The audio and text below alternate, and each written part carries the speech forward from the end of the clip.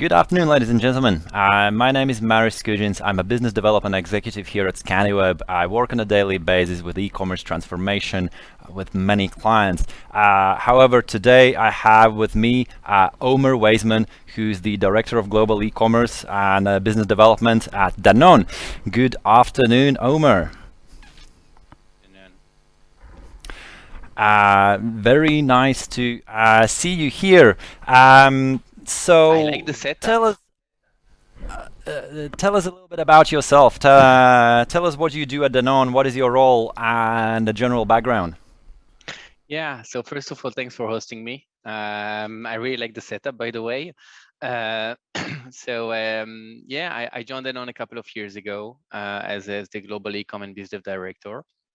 Before that, I spent 10 years at Microsoft. So I'm coming from the tech industry into the grocery industry. So that's a kind of 360 shift, pretty interesting, actually, to be honest with you. And I'm pleased to be here today to discuss a little bit of, what are the trends on e-commerce and then how things are moving, because obviously what I will tell you today probably will change in a couple of months. So, but it's changing and moving so fast. So pleased to be here and thanks for hosting me again. Indeed, you are very right. We are in a very much changing environment of e-commerce, digital world, and world in general. The last year and a half has delivered many changes from in industries, from transportation to e-commerce and all over the world, the global supply, etc. With these rapid changes going on, obviously the customer behavior, the attitude towards the brands, the brand communication, etc. So many things are changing. How do you keep up with the latest trends, and what is your suggestion for other e-commerce leaders, perhaps to keep a track of the massive change what's going on right now? So indeed, you're totally right. I mean, things are kind of crazy in the e-commerce world. You know, the number of players, the number of technology that are arriving every day to this market in order to disrupt it are impressive. So I think that at least for myself, I'm doing two things. The first one, I'm trying as much as I can to attend those kind of conference like yours today to make sure that actually we are getting the latest and greatest coming from the industry leaders and e-commerce counterparts, making sure to try and understand what are the best practices that we can apply and how can we share it among the community. And the second thing that I like to do is I'm blocking 1 day per month where we are receiving, so the team is receiving basically a number of startups that are coming to pitch their solution, their services or their product that they would like us to test with them. And that's super, impressive in terms of, I would say there's two benefits for it. The first one is obviously that you're exposed to the latest and greatest technology improvement, and that's really important. And the second one is that we are actually selecting some of them in order to do some proof of concept. And this is key for us because basically thanks to that, we're able actually to launch those proof of concept across the globe, try to see if those solutions are fit to our needs and to our use cases, and then to scale them. So those are the two things that I'm trying to do, of course, outside of the regular, competitive intelligence that we're trying to get, and outside of Danone. Right. E-commerce, the digital world, it's all on the acceleration right now. It has been like that for the last year and a half. Of course, the global pandemic has made a huge impact on that. How do you live with this statement? Do you think this is still going to be the future, or there's going to be some more changes coming towards the digital environment? Yeah, so I mean, everyone saw that in the past 12 months, we saw a very strong acceleration in terms of adoption. I think for me, the key question and the key statement would be whether what will be actually the stickiness of the consumers to this e-commerce journey. Because I had the opportunity to look at some McKinsey study last year, just a few weeks after the pandemic started, and they said that they see the stickiness between 3 to 5%. However, today we can clearly see that it's way more than that, and that actually consumers, even during the non-lockdown, because obviously you have lockdown, non-lockdown, lockdown, non-lockdown, during those periods, consumer were actually purchasing online more and more. Obviously, they're going to shop offline and for many different stuff. However, we still see the stickiness of consumer that want to continue and get the information online and shop online. So I think that this trend will obviously continue to be very strong. At some point, we will hit kind of into the future because of the pandemic. And I think that the main goal for both consumers, brands, and obviously the different categories are to be agile and to adapt ourselves to what's happening of the outside world. So clearly, this trend will continue to accelerate, and now we will probably see also a very strong direct-to-consumer trend arriving in the few months.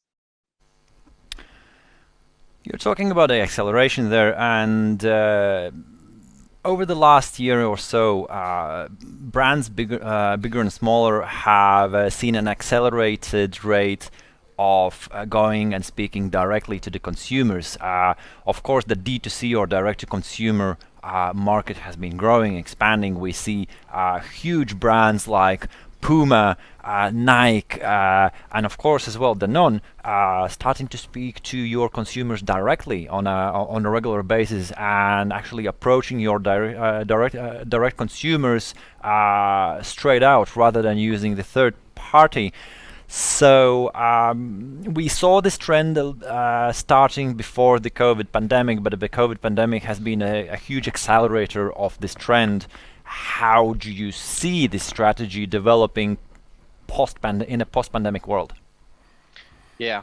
So it's funny. Last year when the pandemic started, people internally was saying, okay, we need to launch our direct-to-consumer website. We need to make sure that actually we are able to deliver, able to communicate to our consumer. And of course, direct-to-consumer, it's a new channel, at least for grocery. You were speaking about Puma, Nike, all of them. It's already years that they are going into the direct-to-consumer. I was at Microsoft managing the Microsoft Store, and it's also a direct-to-consumer, selling devices and services to the consumers. However, for me, the direct-to-consumer is not only a sales channel, and this is super important. For me, the direct-to-consumer has, I would say, three main pillars. The first one is clearly a data collection point. What does it mean? It means that in a cookie-less environment word that we will see in the following months that will arrive in the market, and the fact that the retailer, they have a very large database. We as brand, we need also to have our own data. And this data actually is being collected by different manners, but one of them, and very important one, is the direct-to-consumer. The second pillar of the direct-to-consumer, up to me, it's a laboratory test, a test and learn opportunity. You can test and learn product, services, messaging, images, everything that you want actually to test in a small environment, and then to scale it potentially to a larger group. You need actually a direct-to-consumer to do it. And this is clearly why I see a very strong value for direct-to-consumer, even for grocery. And last but not least, master the consumer experience from A to Z. This is so critical today. When a consumer is getting into a contact with your brand, the first contact with it will be your website. But then afterwards, you need also to master the delivery, because the last mile delivery and the unboxing are so important. Consumers today, they don't want just to buy stuff. They want to get an experience. They want to really, as you said at the beginning, we are in a more online environment now. So people, they are not in store, they're not touching product, they're not talking to people. So they want to have this interaction and this relationship with the brands. And this is why it's so important to have sometimes a direct-to-consumer. Obviously, you cannot just launch a direct-to-consumer from one day to another, and it needs to be inside your entire road-to-market strategy. However, again, it's not only a sales channel, it's way more than that. And I do believe that the shift that we saw from the clothing industry, the IT industry, the gaming industry, coming from this trend of pushing the direct-to-consumer, is going to arrive to the grocery and the FMCG industry. And we already see it in many markets where we see that the direct to consumer as a big part of the total turnover of the market. All right, so Omer, what I hear you saying is rather than using direct-to-consumer channel for profiteering or purely making more money as a profit margin, you are more looking at seeing more value in actually communicating directly to your consumers, to your customers, learning more about them, collecting analytics, and perhaps testing new products or approach how to sell those products on the existing market. So the value of the communication is probably larger than the opportunity that you can gain from the profits. Is this something that you see going on and on in the way forward? Or do you think this is just a trend that will stop at some time and you will fall back to the standard distribution channels with obviously supermarket chains being involved in as a middleman? Yeah, so I think that honestly, both of them can still live one next to each other. Everyone will actually bring the difference in terms of experience, in terms of product to the consumer, because at the end of the day, we need to make sure that we are serving our consumers and that we are making sure that the experience that they have is the best one. You were saying that it can be way more than a profitable channel. I totally agree, but in some markets, we have a global presence of our brands in many countries, and in some of them, actually, the distribution is not as wide as possible. So he is also helping you basically to address a category of consumer that you are not addressing potentially with the actual distribution in this market. So in some emerging market, it can be also a nice strategy to have. So to sum up and maybe to answer to your question, I think that both of them will continue to live together because again, it's not a channel conflict. We are not. It's not only a sales channel. It's really an experience and a laboratory test, as I said. And this is why basically it's so important for brands to have both of them.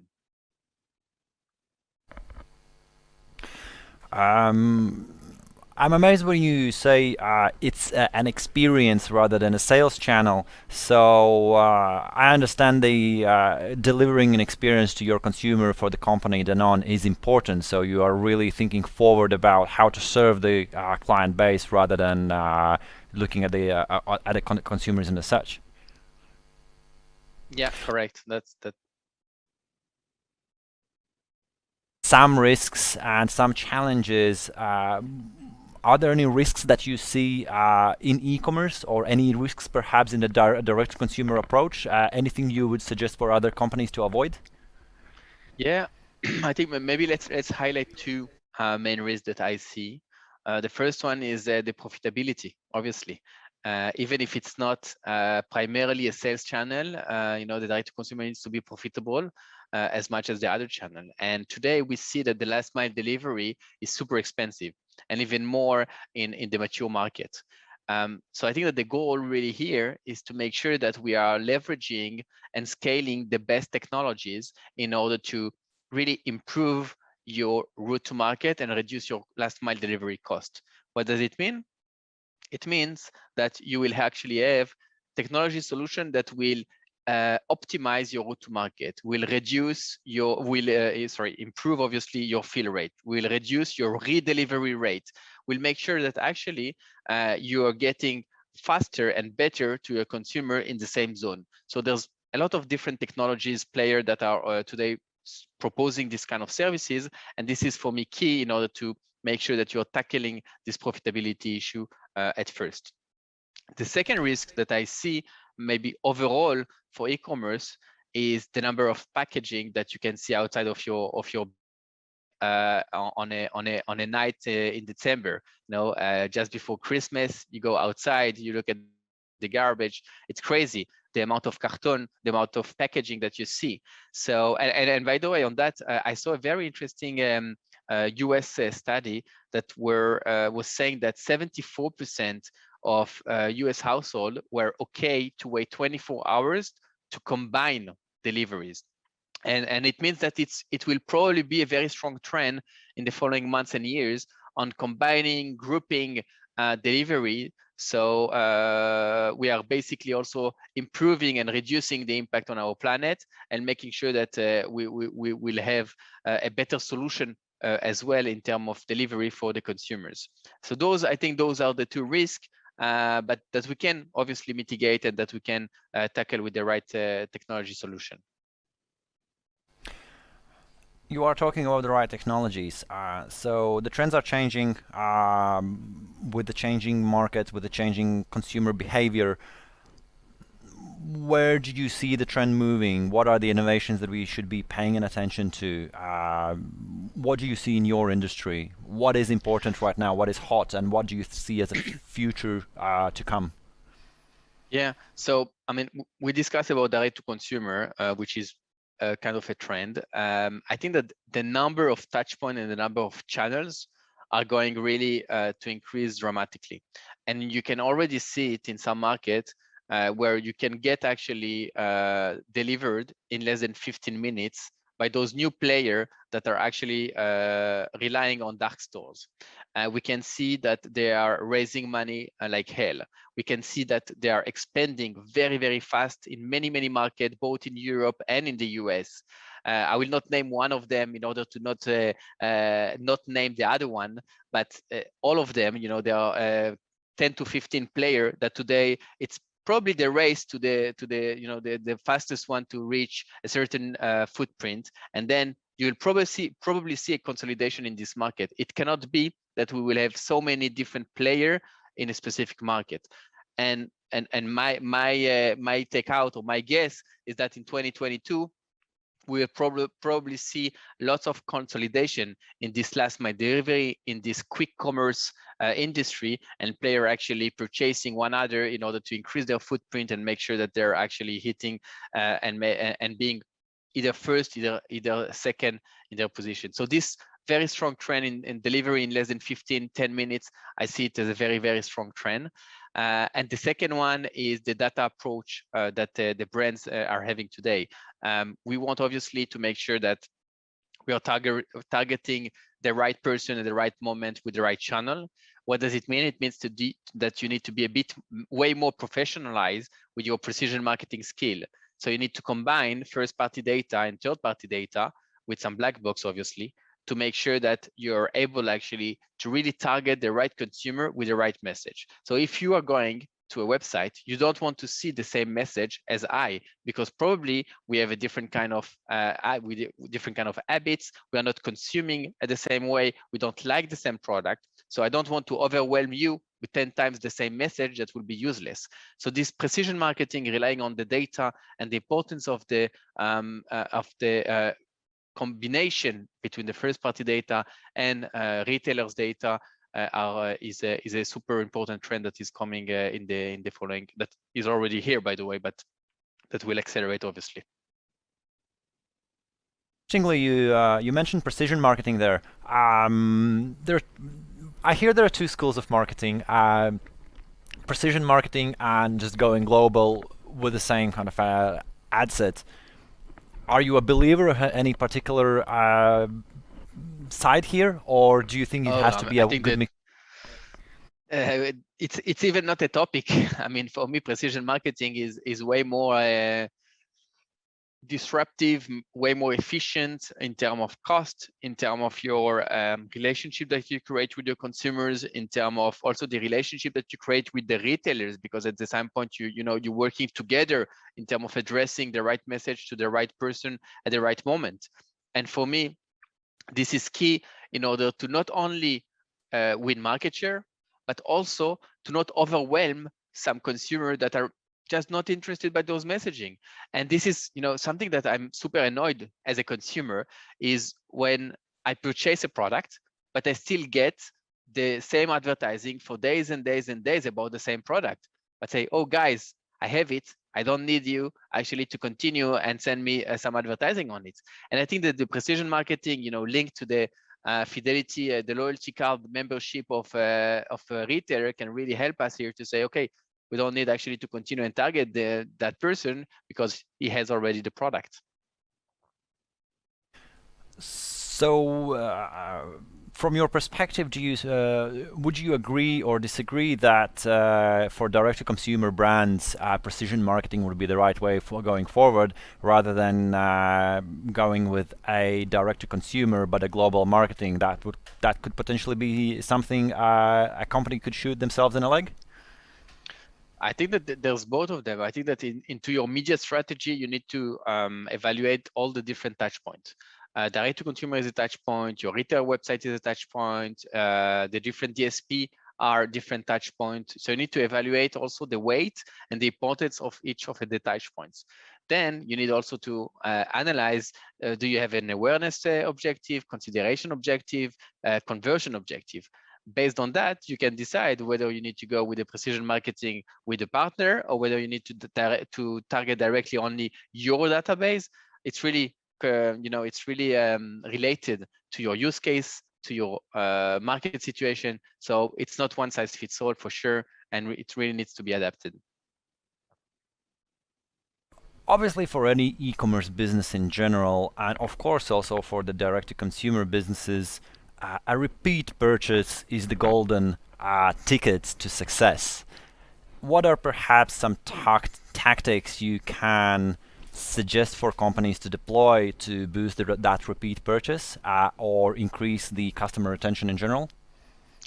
Yeah, so precision marketing is once again, because obviously you're able actually to make sure that you are working on your retention because you know how many times your consumer purchased your product in the past 12 months, in the past 6 months, and so on. So this is clearly an important part of it. A second part of it is the different subscription model that you can actually applicate, that you can put into your different I would say channels. Because and you can also see it with one of the largest pure player in the world that is using subscribe and save, is obviously helping increasing the number of consumer actually going through that solution. Because for some specific categories, like the baby category, for instance, for sure, you need to have your diapers, you need to have your baby milk, your wives, etc., etc. So the subscription model is super important. For waters, we have an example. We are delivering water in the Parisian region with evianchetvous.com. And it's clearly the subscription model there is working super well because it's something that people are consuming basically at the same past. Of course, if it's summer and if it's winter, probably a bit less or a bit more. However, you have the baseline that will roughly be the same. So this is something super important actually to make sure that we are driving as a key differentiator also for our direct-to-consumer business.